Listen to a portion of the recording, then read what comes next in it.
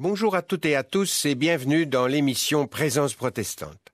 Avant tout, je vous souhaite mes meilleurs vœux pour cette année 2020, que vous puissiez trouver en chaque circonstance de vie les ressources nécessaires. Le début d'une nouvelle année est un moment privilégié pour renouveler ou changer certaines choses dans nos fonctionnements, attitudes ou encore améliorer la qualité de nos vies. Pour cette première émission 2020, nous accueillons le pasteur Jean-François Lequeux qui nous conduira dans une méditation ayant pour thème « Faire le point pour un nouveau départ ». Voilà, déjà quelques jours de passé, on y est. 2020 est entamé. Une nouvelle année avec des souhaits, des attentes. Tout comme le vigneron qui, chaque année, au temps de la vendange et du travail du fruit, espère que sa nouvelle cuvée sera meilleure que la précédente, nous exprimons, nous aussi, nos vœux pour l'année nouvelle qui commence, espérant que notre vie nous donnera de vivre de meilleures choses qu'auparavant. Nous avons certainement pris le temps de faire le bilan des 12 derniers mois et avons peut-être pris des décisions pour les 12 mois qui sont devant nous. Peut-être sommes-nous de ceux qui ont souhaité « je vais perdre du poids », « je vais essayer de faire plus d'exercice physique »,« je vais faire des économies »,« je vais ». Ou alors sommes-nous de ceux qui ont dit « j'espère que la santé sera bonne, j'espère que je vais réussir dans ce que j'entreprendrai, j'espère ». Il est tout à fait légitime de faire des plans, d'avoir des projets, de se fixer des objectifs, car il serait dommage de vivre sans but dans la vie. Mais parmi tous nos souhaits, avons-nous laissé une place à celui qui est la source de la vie? Avons-nous pris le temps de penser à notre vie spirituelle? Nous qui sommes souvent fiers de pouvoir affirmer que nous marchons avec Dieu, que nous sommes chrétiens, que nous sommes enfants de Dieu selon la formule.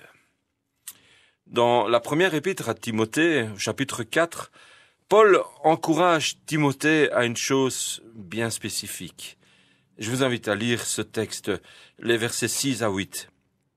En exposant ces choses aux frères, tu seras un bon ministre de Jésus-Christ, nourri des paroles de la foi et de la bonne doctrine que tu as exactement suivie. Repousse les contes profanes et absurdes. Exerce-toi à la piété, car l'exercice corporel est utile à peu de choses, tandis que la piété est utile à tout, ayant la promesse de la vie présente et de celle qui est à venir. Dans ce texte, Paul encourage d'abord Timothée et lui rappelle ce qu'il sera, un ministre de Christ capable, étant nourri de la foi et de la bonne doctrine. Mais il veut aussi l'exhorter et lui dit « Exerce-toi à la piété, parce qu'elle est utile à tout, alors que l'exercice physique est utile à peu de choses. » Dieu, qui, dans sa volonté, veut nous partager son amour, qui nous révèle en Jésus-Christ, attend de chacun et chacune de ceux et celles qui se revendiquent être ses enfants, qu'ils et elles marchent ici-bas en cherchant en lui le vouloir et le faire pour mener une vie qui lui soit agréable. Ainsi, il nous invite à nous exercer à la piété, à être attachés à ce qui découle de la vie chrétienne, de cette relation que nous désirons entretenir avec lui, l'Éternel. Que pouvons-nous dès lors mettre en œuvre dans notre vécu de tous les jours pour essayer d'entrer dans le plan de Dieu et travailler avec ferveur à ce que notre santé spirituelle soit au beau fixe durant cette nouvelle année 2020. Et 3 actions peuvent retenir notre attention sur notre route. La première, ce sera faire le point. Dans les psaumes, le psaume 139, versets 23 et 24, « Sonde-moi, ô Dieu, et connais mon cœur. Éprouve-moi et connais mes pensées.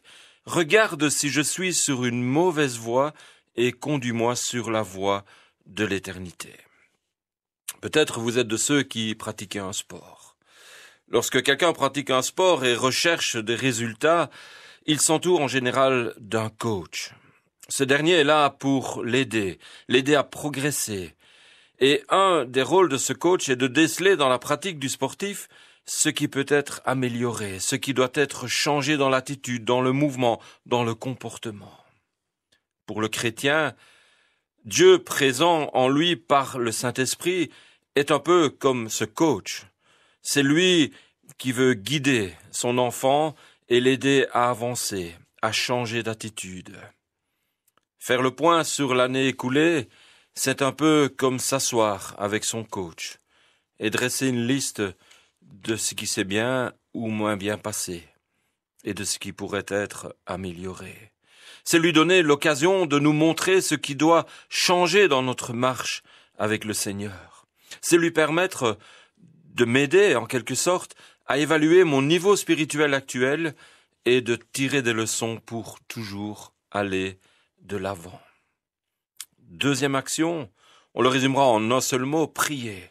Dans l'Épître aux Philippiens, au chapitre 4, connaissons ce texte qui nous dit « Ne vous inquiétez de rien, mais en toute chose, faites connaître vos besoins à Dieu, par des prières et des supplications, avec des actions de grâce. » Ce temps pris avec le coach ne doit pas se limiter à une rencontre pour le sportif, une rencontre sur l'année.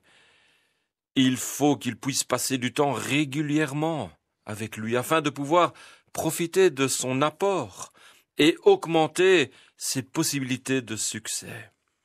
Le coach doit aussi apprendre à connaître le sportif, à savoir ce qui est facile pour lui, mais aussi ce qui est plus difficile, ce qu'il rencontre comme difficulté à l'effort. Passer du temps dans la présence de Dieu, avant tout pour lui remettre notre vie, nos projets, notre nouvelle année, est on ne peut plus important. Partageons avec Dieu ce que nous aimerions acquérir au niveau spirituel.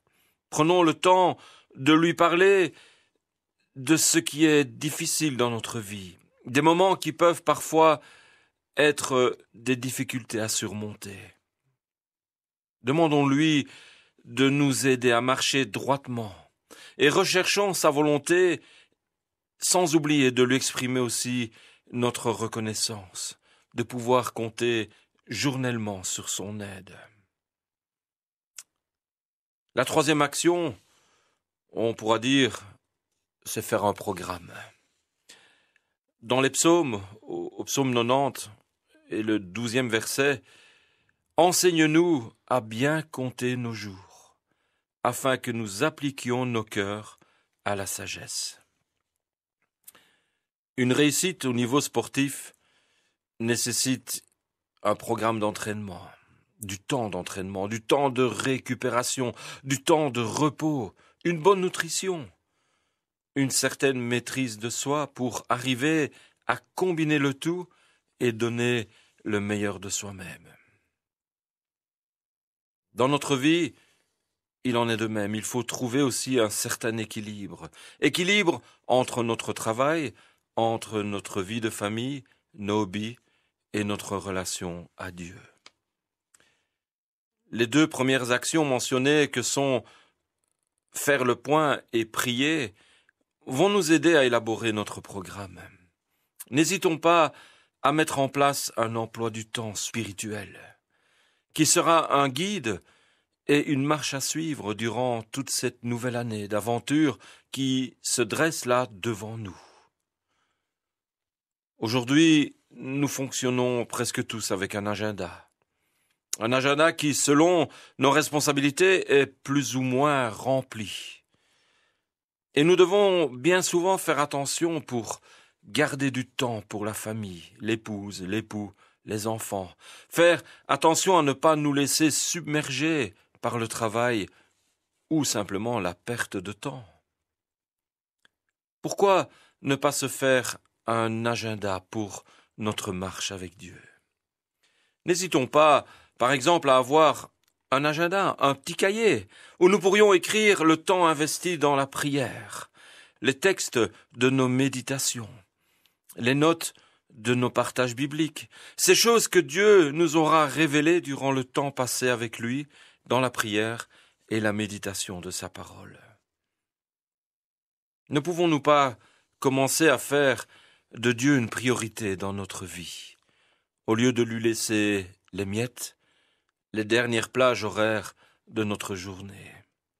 Exerce-toi à la piété, parce qu'elle est utile à tout, disait Paul à Timothée. Dieu a les clés de la vie. Cette vie, il nous l'offre gratuitement au travers de l'œuvre rédemptrice de Jésus-Christ. Si nous acceptons ce don merveilleux qu'il nous fait, alors il attend de toi et de moi que nous puissions vivre selon sa volonté. Il attend que nous entretenions notre relation à sa personne, car il veut nous combler de son conseil, de joie, de paix et d'amour. Qu'à l'exercice de la piété, nos vies puissent être, durant cette année, empreintes de la grâce divine. J'ignore combien de fois dans mon cœur je t'ai trompé.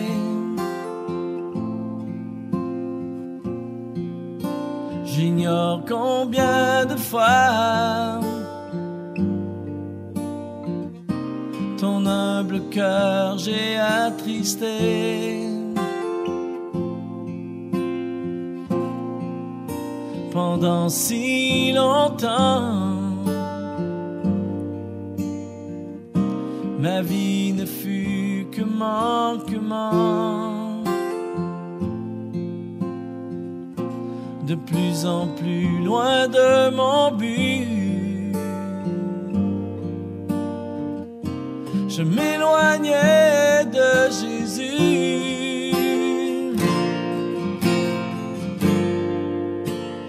Malgré tout,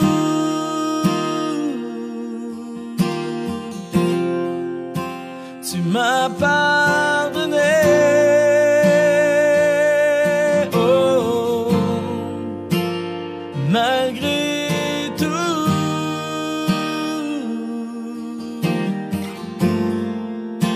la croix tu m'as donné.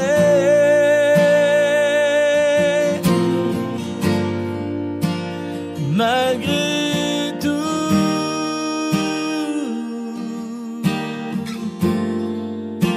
tu as su oublier.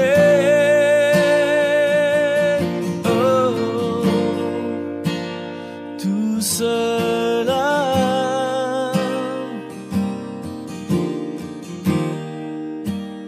Malgré tout. Vous pouvez réentendre cette émission avec le pasteur Jean-François Lequeux sur Ovio et aussi sur notre site www.aprt.be. Bonne soirée, bonne année, sur la première et à samedi prochain. Dans ton amour, mais au long de mon parcours, j'ai parfois renié ce jour.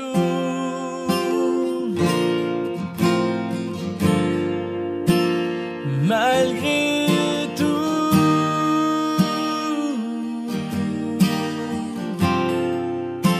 tu m'as pardonné.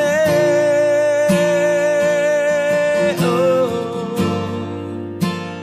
malgré tout,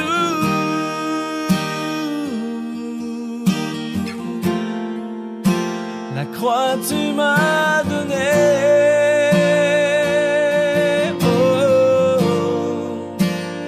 Malgré tout,